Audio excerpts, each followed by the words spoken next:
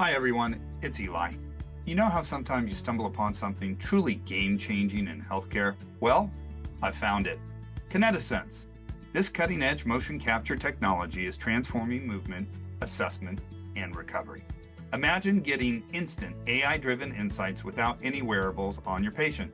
That's right, no ping pong balls needed. Just pure, accurate data.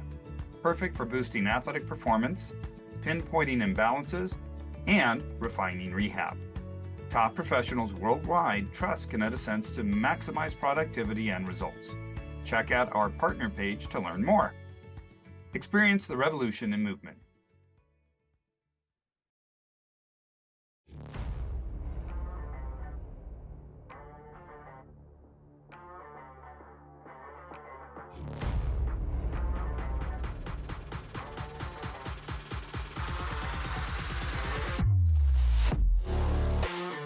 Welcome to Wrap It Up Sports Medicine and More, the podcast that gives you a viewpoint in sports medicine that can't be found anywhere else. I'm your host, Eli Hallak, and we have a fantastic show ahead of us today. So, let's get started.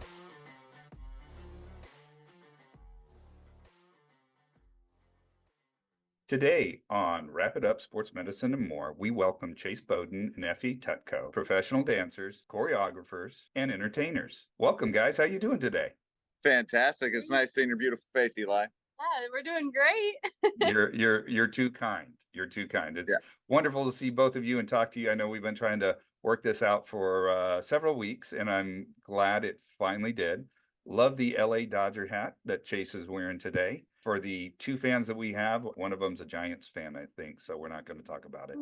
That's tough. It is a rough life, but we love everybody, so it's all good. Today, we're going to talk a little bit about something near and dear to definitely our hearts, but kind of needs a little extra light shown on it from a healthcare perspective. As we stated earlier, you're both currently professional dancers, entertainers, and Chase, I kind of know you from way back, and Effie a lot more recently. If you can tell us a little bit about yourself. Ladies first, tell us a little bit about yourself. I have been dancing since I was 8. I grew up in Seattle, Washington, and I started traveling down to LA to work professionally when I was 10. So have definitely been doing the thing for a minute. Once I graduated high school, I moved down to LA, and since then have gone on to do a lot of things that I feel very blessed to have done. And yeah, it's kind of just a short little snippet of me. A quick tiny bio, which I've read your bio. It's a lot longer than that. So thank you. Of course. Oh, yeah. And Chase, how about you? Tell us a little bit about yourself. Mom owned a dance studio, grew up in Cincinnati, Ohio, trained at her studio, moved to Miami, trained at a studio called Dance Town, moved to New York for a little bit, but then when I was 18, I moved to LA, danced professionally for the last 8 years. And then as of recent, the last couple of years, started getting into choreography and choreographing for a lot of major artists and tours and TV shows, and was a featured choreographer on So You Think You Could Dance, Dancing with the Stars. Yeah, a lot of cool different things. So had a great journey along the way. And along the way, I came along this man named Eli Hallak. I was about 15, 16 years old, which is 10 years ago. So That's I bet that crazy. makes you feel good. It's been that long. I do feel old now. It's been that long. But I'm excited to talk today and get right into it about all the things. So let's do it. Fantastic. Thanks for the shout out for back in the day. And that's really where I want to start.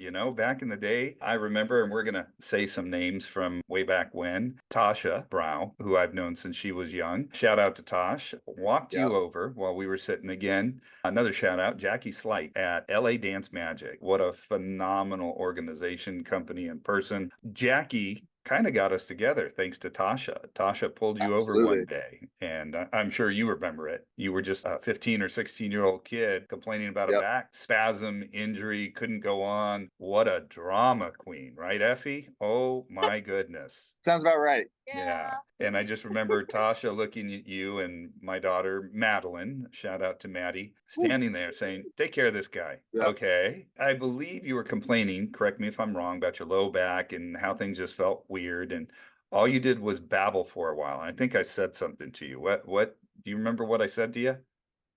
You said "shut up, princess" a few times. I know that. Yeah, that sounds Like, about right. Yeah, that's not. Yeah, And Effie, you probably agree with me on that one, don't you? oh yeah. yeah. She Yeah, said "shut up, princess" to me a few times a day. So Yeah. I'm Once sure. today already. So we were sitting there, and I remember vividly getting you to finally relax, calm down, and trust me, because I'm sure at that point, a lot of parents, a lot of people in the stands yeah, coming out afterwards saying, "Hey, I can help you." And yeah. the answers just aren't often taken care of. You guys just suck it up and get through it, right? Definitely. Always. It's the Now, name of the game. when you got into contact with me just because it was a friend of a friend, and we're sitting there in that hallway or the dance convention, we sit down, I tell you, oh yeah, it's no big deal, we can do this, we can do this, and you'll feel a lot better. You looked at me like I was nuts. I remember that. But Yep. since then, we corrected the issue, we work on you every now and then. I think we've created a good bond. Yes. How would an athletic trainer such as myself, how would that have helped prior to when we met? How would it have been beneficial for you to come across somebody in our profession? Holy cow, that's night and day. Getting access to you even earlier would have helped prevent a lot of injury over time and wear and tear over time. And I think it's so crucial, especially now with the kids these days. They're doing tricks and training and all these things that we were doing when we were 18, and they're doing it Yeah. at 9 years old now. It's unreal to look at and see.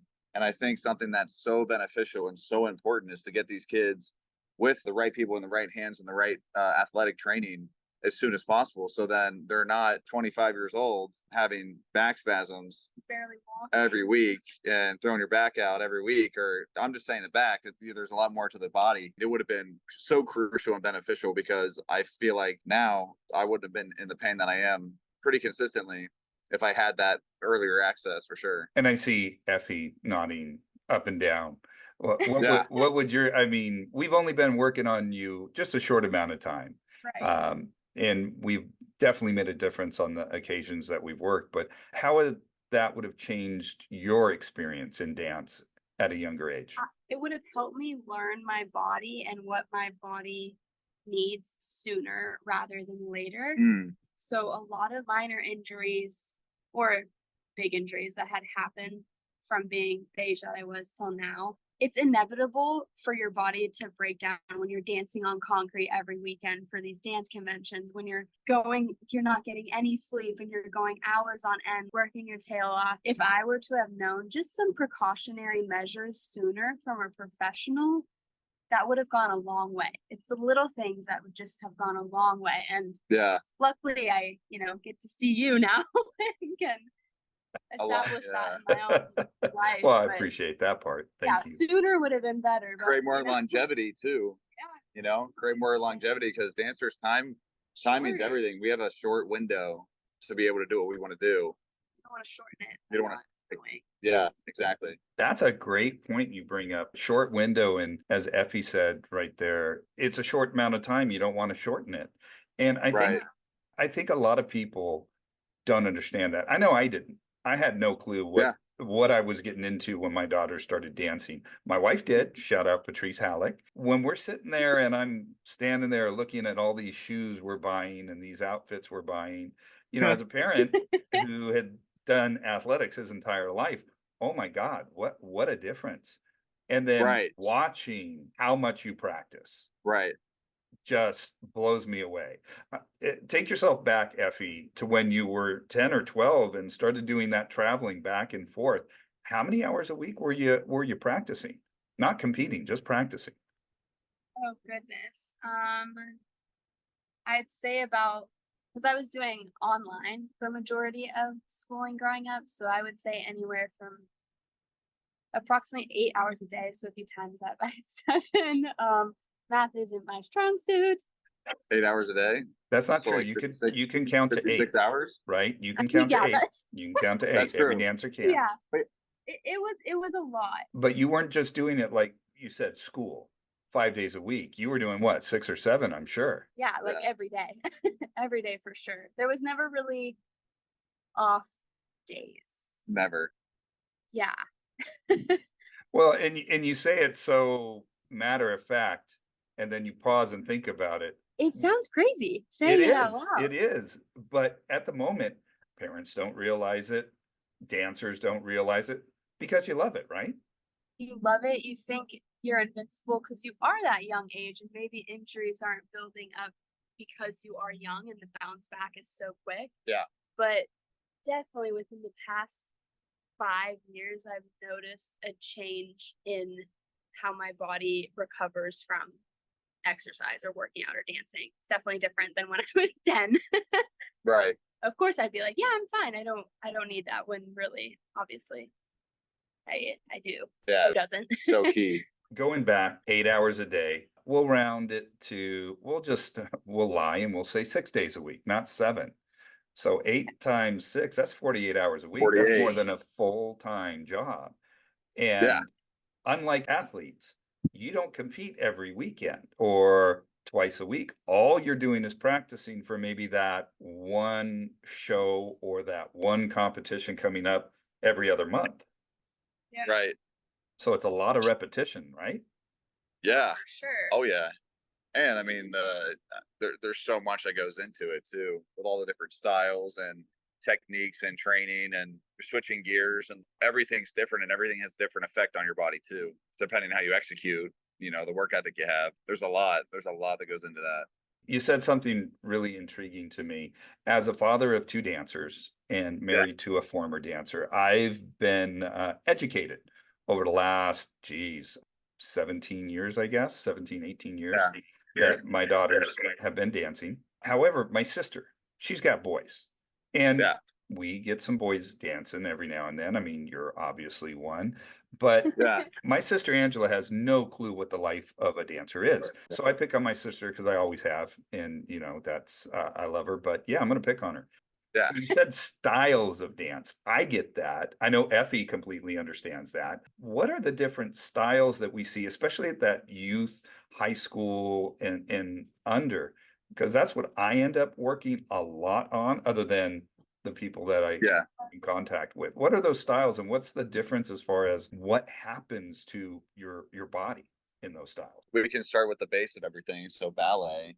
Yeah. Ballet. I mean, you have the Pittsburgh Steelers taking ballet class every week. The Jerome Bettis era, they took ballet every single week at the Pittsburgh City Ballet or Pittsburgh Ballet, whatever they called it. One of the hardest styles. Yeah, Not the hardest, if not the hardest. Strengthening your body. You usually start at the bar, and you're strengthening your articulation of your feet, your calves, your legs, your whole body.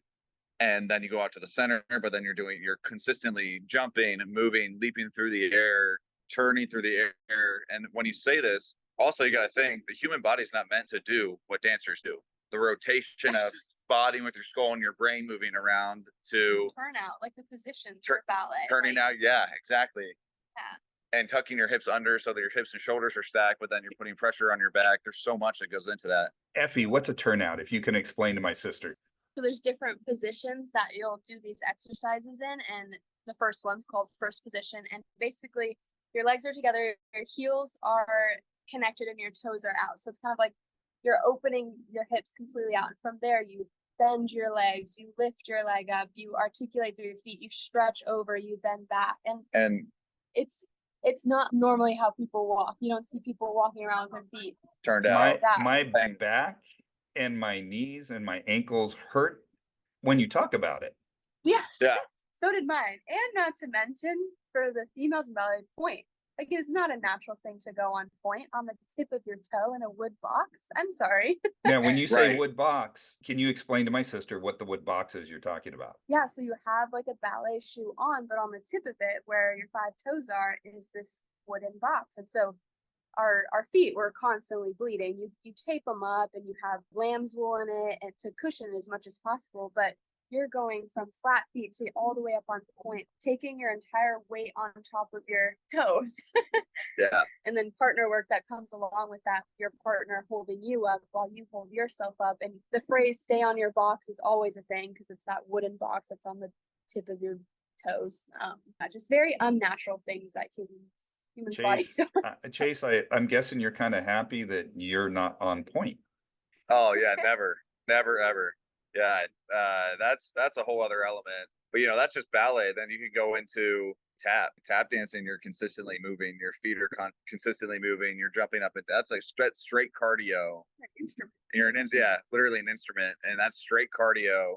And the articulation on your feet and your ankles, you're constantly moving up and down. That is, I think, the biggest cardio honestly comes from that, in my opinion, because you don't stop moving the whole time. It's like a Zumba class, but times 10, I think. A Zumba class times 10. Now that's intriguing. First off, Zumba has no existence in my life. I see that and go, yeah, no. Yeah, But no. I've watched tap. I've seen you tap. My oldest daughter, Maddie, that was her thing. She loved tap. Yeah. Absolutely. I would sit there and watch her and be amazed at how fast she had to move those feet and still make the sound so clear, and just Yeah. wondered, that had to hurt, right? I mean, you're slamming your foot with metal on the bottom of shoes that could have been double or triple stacked, which is just extra layers on a shoe to make them harder and hit Yeah. louder. The intricacies and how articulate you have to be specifically with tap, and how you have to isolate everything, and if you're going 1,000 miles an hour, it seems like, with your feet, the brain power, but also trying to communicate that with your feet as well. It's shin splint city for sure after a while. Like it's absolutely insane. But that's completely different than ballet, and that's another effect on your body. But then you can do like contemporary, where you can flip, you can trick, you can twirl your body in ways that you're not supposed to, or even Kids are on their heads these days. they're spinning on their heads, doing stuff like it's crazy. and then you just wake up and repeat. Yeah. That's the training. That's the key, though. Stop, eat, drink, water, Gatorade, hydrate, go to sleep. Yep. And then, like Effie said, repeat for 6 to 7 days. 100%. All right. Wow. So, question for both of you. How do you prioritize, or how did you, even back in the day, prioritize your physical health as a dancer? Personally, for me, I did not. I was playing all other sports at the same time too. I was playing baseball and football and basketball and all those things. And I would stretch maybe for like 10, 15 minutes, but then that was how I took care of it. Then I know. Horrible. We can't say This that is out loud. this is making your bones chill up. I wasn't too good at it, to be honest, as you know, Eli. And I have major regrets, because if I could go back in time and get the treatment that I should have gotten and taken care of myself the way I should have, I know I'd be in a different position today. Hopefully nobody makes those mistakes anymore. Yeah, I wasn't like Chase growing up. I was very much a stickler about taking care of my body the best that I could. Fortunately, had a really good ballet teacher there that just taught us a lot about placement and alignment and keeping that when you're dancing, because it's easy to be wrapped up in a moment and forget all this technique that saves like your joints and body parts. If I think about it, yes, I would stretch. I would warm up my body before stretching, and what's the word I'm thinking of? Like stretching and strengthening. We'll leave it at that. But it wasn't until I had injured myself. Like one time I hurt my knee, and it wasn't until that happened that I was icing and figuring out what I was putting into my body and like really zoning in on how to handle and fix it. So yes, I took better care of my body with warming up and thinking about my body, but proactive wise, it could have been more. Mm-hmm. And I didn't really be proactive till something happened. So, yeah. No, fair enough. It's interesting to hear basically the yin and the yang. One did, one Yeah. didn't. And, Chase, I've known you for a long time, so I've worked with you through some of the aches and pains and ailments. Yeah. But if you think back to some of those injuries, and let's face it, dancers aren't like your typical athlete. Dancers are athletes too. Period. End of story. You give me a dancer any given day, and I tell this to the football players I work with, money in the bank, they're tougher. Period. End of story, exclamation point. And I know I just made a lot of enemies by stating that, but I say it every year, at least a half dozen times a week during football season. And I go back to a story where I was assisting at LA Dance Magic, LADM, and they had asked me to take a look at a member on their dance company. I looked at the foot, gave them my opinion, said, I think it's broken. And we're talking about Yeah. the foot. And to my surprise, she said, okay, thanks. Just want to know, and went on stage. Yeah, And Yeah. yep. That's what it is. You're both nodding your head. Yep, that's it. It was more that the dancer just wanted to know, okay, what Yeah. am I dealing with? But willing to go back out on the stage. What is the difference mentally between a dancer and, say, the stereotypical athlete when it comes to injuries? It's a huge difference. I can speak from an experience for me. I was training, I was like 12 or 13 years old, and I broke my wrist at the time. My mom was my dance teacher. So I broke my wrist. At the time, we didn't know. And whenever something like is off for me, I have a weird thing that my lips like start to quiver, and it's like I can't control it. So the second I did it, I looked at my mom and I was like, Mom, I think I broke my wrist. I'm like feeling really weird and I got chills and I'm like, this is weird. She goes, you're fine. You're good. Get back out there. You're good.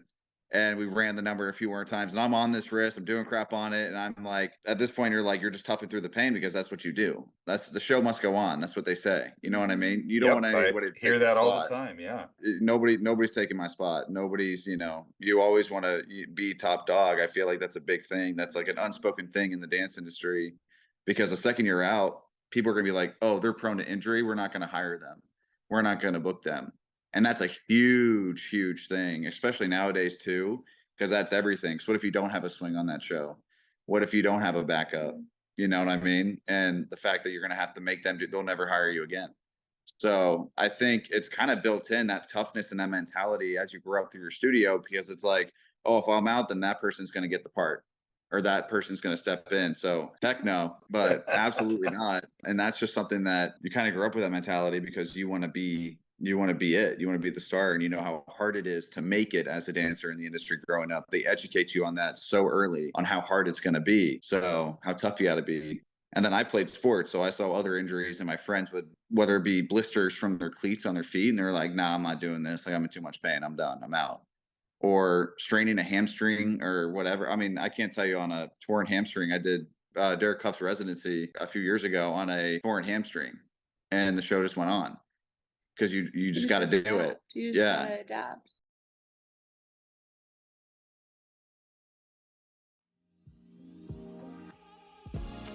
Elevate your knowledge, ignite your curiosity, and compete with the best minds at events hosted by the American Academic Competition Institute. AACI's sports medicine competitions feature practical exercises, challenging quizzes, specialty tests, and keynote speakers that foster knowledge and social engagement in healthcare and sports medicine. Go to aacitest.org for more information on upcoming regional and national competitions. Sign up for the ultimate intellectual showdown. Just to tag on to that too, with the keeping going, we're also trained to make it look easy. Like people don't want to watch someone dance and it's like, wow, it looks really difficult for them. You know what I'm saying? So like we're trained to make Effortless. we're trained to make it look effortless. You want to So make it look beautiful, effortless, like it's 100%. simple. And it's probably the hardest thing that any athlete's ever done. Literally. Yep. Literally. So that's also a mental thing that happens. Mm-hmm. Now, I know, Effie, you said there was a knee injury that you sustained, and that kind of changed your mind on what to do and how to do it. I know in Chase's case, we were dealing with a low back issue that was, once we knew what it was, pretty simple. It was just maintenance. Yeah. But I've seen a lot of dancers over the years, and I'm sure you have too, go in, get injured, keep going. Mm-hmm. How they go and find a healthcare provider and try and get some treatment, they get a little bit better, and then they come right back to it as hard as they could and make it worse. In the long run, that's not good. What could you have done different to make sure that window that we talked about earlier for your career broadened and stayed nice and big and long and could keep running for a while? I think just being proactive about it and just knowing when to take a break. So with the knee thing, I was out for 2 months and I was like 15, I think, and I was just heartbroken, absolutely depressed that I wasn't dancing and missing out on competitions and like opportunities. And since it is such a short span in this industry as a dancer, every opportunity matters. So I really had to take in the fact that I could either take 2 months off and completely heal this and move on and be better, or I could keep pushing it and prolong this to who knows when. Mm-hmm. And so I took the 2 months off and at the same time grew more appreciation and felt more grateful that I got to dance afterwards because it was just taken away like that. I think just being proactive and knowing when to take the time off, but especially when you're younger, it seems like everything is so much bigger and yeah, like bigger than it seemed. Like the 2 months taking off seemed like a lifetime. Mm-hmm. But Of course. really, I'm so happy I did because my knee, I've never had issues with my knee since. Mm. And you brought So up a term that is really huge in today's dance world, competition. Now, we have all lived through them. Mhm. You may have competed. Obviously, you both competed. Lord knows I never have and never will because Never that too late. is, yeah. it's never too late. No, trust me, I'm not allowed to dance according to my daughters. It's just something they don't want to see. But I love it. it is such an all-encompassing world. Once you're in, you're in. I mean, it's almost Yeah. like being part of a mysterious underworld. Because if you don't Yeah. know it's there, it's amazing how it takes over your life. And, Yeah. you know, like you said, Effie, 8 hours a day of practice for that one weekend. You run a solo, maybe two. There's 2.5, 3 minutes each. Is that about right? Yeah. Mhm. And Yeah. then Yeah. Perfect. and you've been practicing for months for that 2.5, 3 minutes. Then you're in Yes. a couple group numbers, and they're 2.5, maybe 4 minutes if it's a little longer. Yeah, sometimes, yeah. Maybe. Yeah, it's amazing the repetition that happens as you're practicing and the injuries that happen and the muscle strains, the joint sprains, the feet that are just, like you said earlier, tore up. Yeah. What are some things that you would recommend other than seeing somebody like an athletic trainer?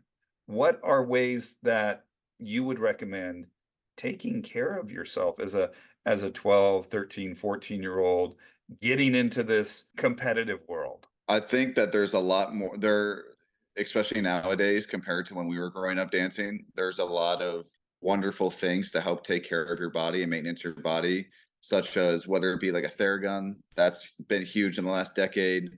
Whether it be, Hyperice released all these products from like the pressure bags, the therma bags when you wrap your legs in, or I have a belt that goes on my back that's vibration and heat.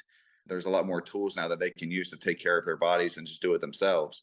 And honestly, it's so funny, but the biggest thing that helped my body recover when I was really dancing a lot was ice baths, and heat, and go back and forth. It's really, really crucial because you can do it yourself if you really wanted to. You gotta do the work though to prolong it and just do it yourself. So like I said, they have these tools now and these electronics that we didn't have when we were their ages, 10, 11, 12. They have a lot more at their fingertips than we did, so it's pretty cool. Now, I'll be kind of honest on this one, and I'm going to circle Yeah. back to Effie because she was nodding her head. Shooting Stars Dance Studio, shout out, where my daughters really grew up. Between that and their favorite LADM competition dance studio, well, not really a dance studio, competition and education of dance, Jackie Yeah. Slight and all those guys, they had it. They had an Hmm. in-house athletic trainer. So you Mhm. experienced this once or twice where we're at a competition and I get a call, hey, little help. Eli, Yeah. we had somebody sprain their ankle. Eli, someone strained their back. Eli, in some cases we know really well, throughout the SI joint. Can you fix it? Hmm. And there was somebody there. We just happened to have all the tools back then. Like you said, they weren't as readily available to the public. The first time I brought a Theragun to a dance competition, boy, I had a lot of friends. Yeah. Oh yeah. Yeah, it was a little louder than I would have liked it, but oh my God, everybody was asking, what's this? Where do I get Yeah. it? How do I use it? Hyper Ice, all those. We're not, first off, we're not sponsored yet by any of these devices, but they're Yeah. fantastic tools. We had Yeah. portable stem machines, we had portable ice machines, and Yeah. we basically turned our hotel room for the weekend into a medical facility, You're right. which would be Wow. nice if you could do that with your dance company. Right. Yeah. Really Anyway, smart. what are some of the things that you wish you could have done to prevent those injuries back in the day, or to even help? What were some of the things that you did to help? Um, I did have the privilege to be able to use a Theragun, and we had foam rollers. We would do a lot of Oh yes, foam strength. rollers. Yeah, foam rollers. We did a lot of strengthening and stretching like constantly. I think also a huge part, which I'm kind of now realizing, is diet. Eating foods that are anti-inflammatory. That goes a long way. It really goes. It It really really goes. does. No, that's very true. I would definitely say that. I'd say icing. I would say just the precautionary measures with ingesting things that are good for your body, but then also the post dancing, post workout, whatever it may be, taking care of your body with the icing and I'd also say more sleep too. And that's not possible on a competition weekend. I think sleep is usually deemed optional, correct? Yes, it is. It's optional or no choice. Definitely, No choice definitely. there. But yeah, that's what I would say to my 12-year-old self. So here's a question for both of you. How important is it now, let alone would it have been back then, for you to communicate with the healthcare provider to further your dance career? Or even what could you have done to communicate better when you needed help? I think just saying that I need help, truly. I think for me personally, I thought I could do a lot of it myself, or I would be like, I don't want to say anything Hmm. in case I get taken out of a competition or in case it's looked at as more, let me give it more time. Speaking up and actually being truthful with myself and healthcare providers about what's going on with my body. Fear of missing out on a competition is very real at a young age, but also at the end of the day, your body's more important. Yeah, I think to go off of that, being vocal is the biggest key because nobody's going to know what you need or what you want unless you say it, unless you step up and speak up. But another thing too, like she said, it's so hard because you feel so, you don't want to be taken out and the competition to kids. And when you're growing up, we were in those shoes and it was like life or death. This was the main event. Every competition, it was like, it's on. You work so hard, you put all these hours in. This is it. And it's kind of like a bloodbath, I think. You had that mindset that it's such a huge deal. And now, if you look back and in the shoes that, we're in now, it's you're grateful for those moments because it made you strive to be better and be great. For me, these kids think it's life or death, these competitions. And the biggest thing is you do all this training and you feel like you get to these events, you have to give it that extra 110% or that extra 120% because this is what you did. This is what you put all the hours in for.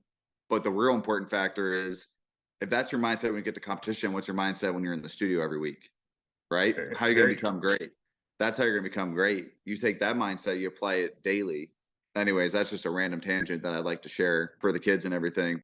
Like Effie said, I think just being vocal whenever you're really hurting or in pain, speak up because these competitions aren't the end game.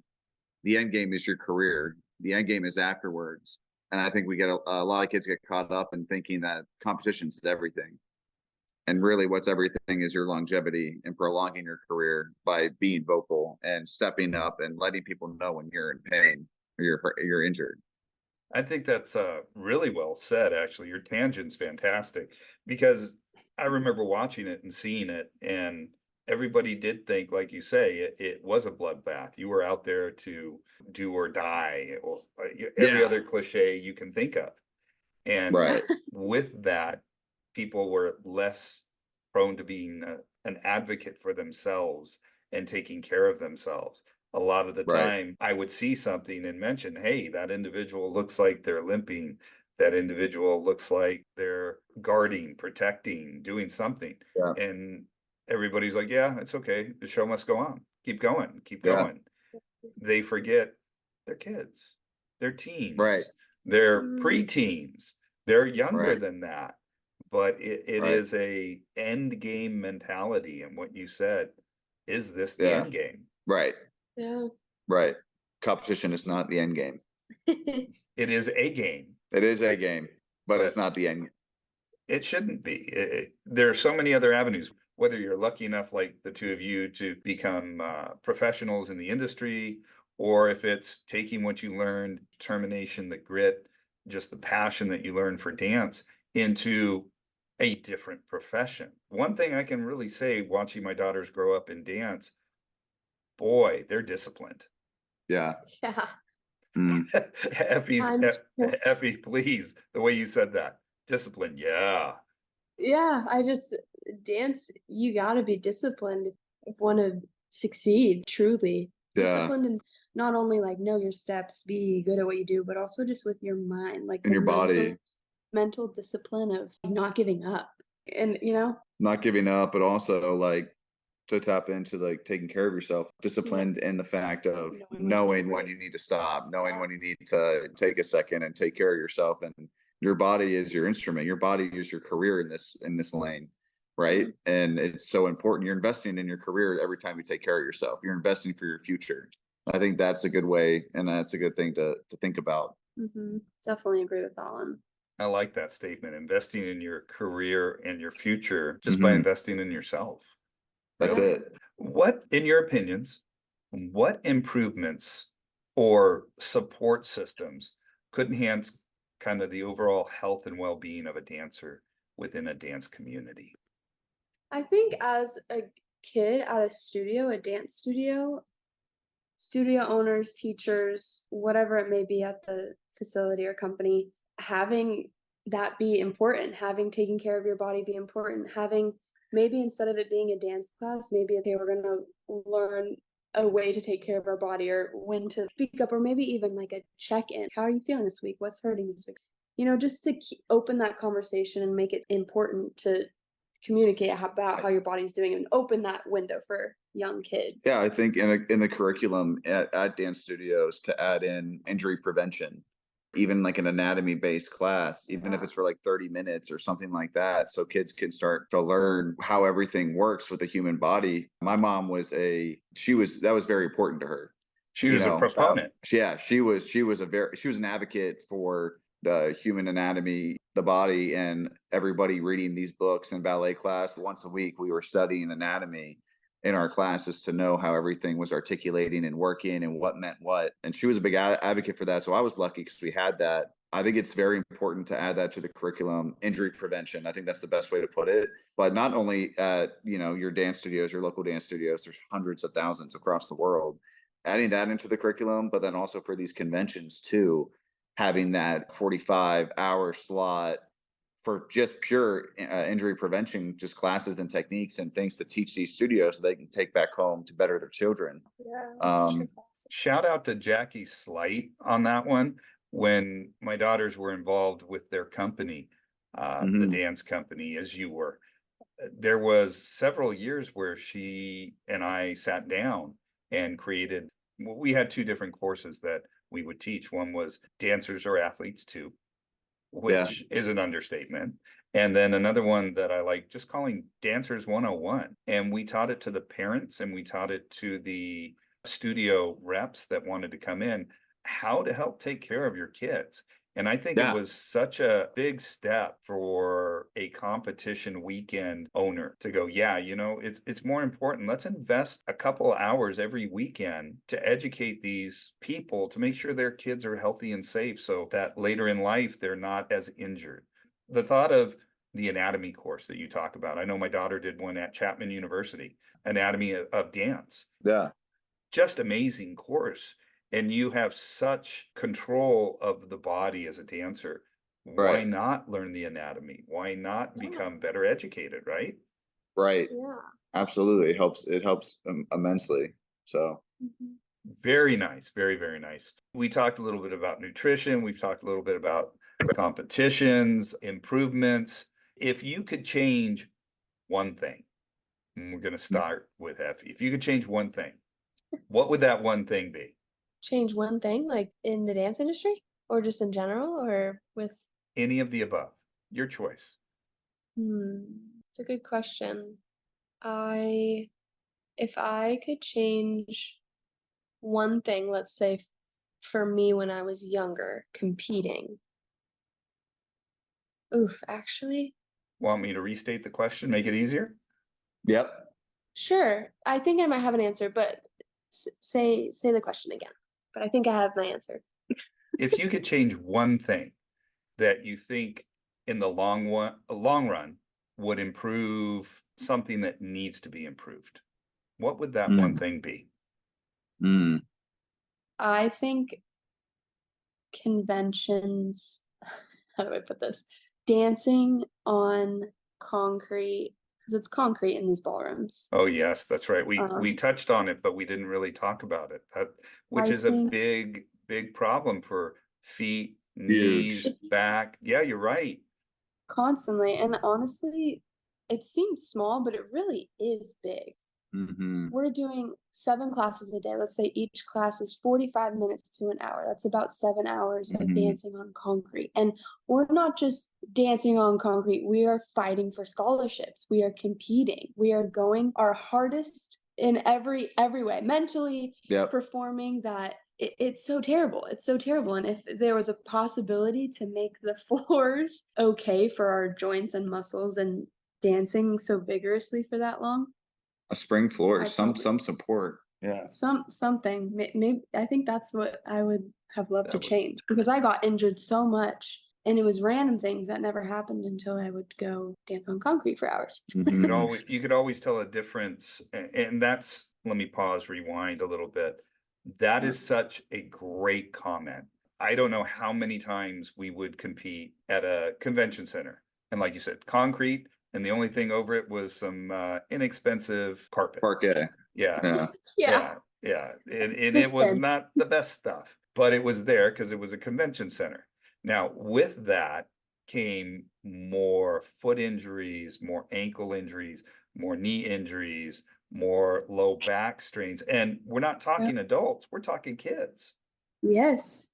So that's contrasted with those smaller competitions where they, or pardon me, not smaller competitions, but competitions only, where they Mm. competed in a theater.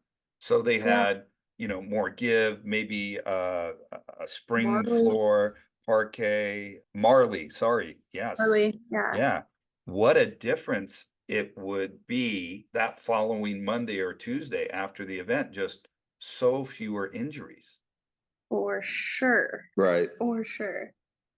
So yeah, I stand by that answer. And you go into first position also, right? By Yeah. that answer. Yeah. Yes. Right. Yes. What about you, Chase? What's something that you would, if you could, change in the industry? Mhm. I think with the competition convention circuit, Effie pretty much nailed it right on the head with just the support of the floors that we would dance on and everything. But that, yeah, like she said, I mean, I've been pondering here and thinking about it. I don't know. I think for me, something that I would have liked to have changed, growing up. Mm, that's tough, Eli. I can't give you an answer right now. No problem, no problem. I think you gave me an answer earlier, actually. Sorry Yeah. if I didn't mean to put you on the spot like that. Access. Access to somebody at a convention that can help for that individual Huh. that needs help. That's where my brain went originally, and I was like, Yeah. "Well, I already said that, so I don't really know." But you know what? That is so true. I can't tell you how many competitions I went to where there was nobody, and you would see somebody backstage and they were injured. There's no doubt about it. It wasn't anybody with our competition team or with Hmm. our families. And at that point, they dial 911, they get the EMT, and they take them to the hospital. And Yeah. you don't know what kind of care you're going to get. They're going to look, is it broken? Is it sprained? Is it torn? Here's some ice. Here's some splints. Here's a Yeah. crutch or two. You're gone. They're not Yep. really Yeah, getting care. They're just triaging. Boom, you're done. I Yep. think for precisely. me, I think Jackie Slight had it right, having somebody there to educate at the competition. I Right. think having somebody to help the teams just in case it's needed. I think that's the way to go. I believe some of these bigger conventions, it's not like they're doing this for free. Right. They're making Right. they're making some money. Why not Yeah. invest in their future and bring Right. somebody on board to be with them to care and educate for those individuals that need the care over the Yep. weekend, but then to educate. Yep. Yes, for sure. All Be right. great. I'll take that. That's good. I like that. So we've been going for almost an hour now, and I appreciate your guys' time. I don't want to take too much of it.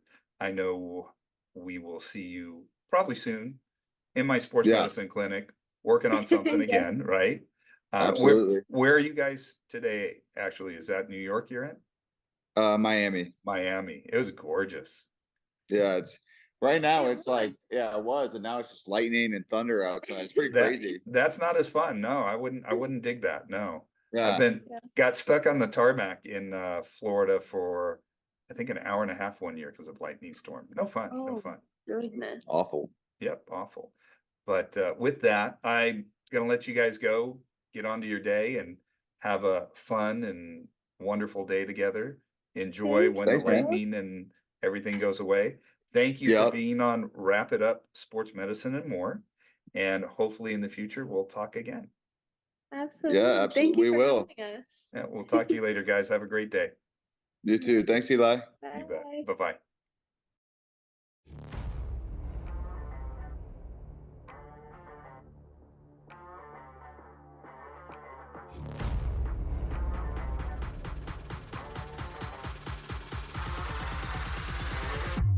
We hope you enjoyed this episode.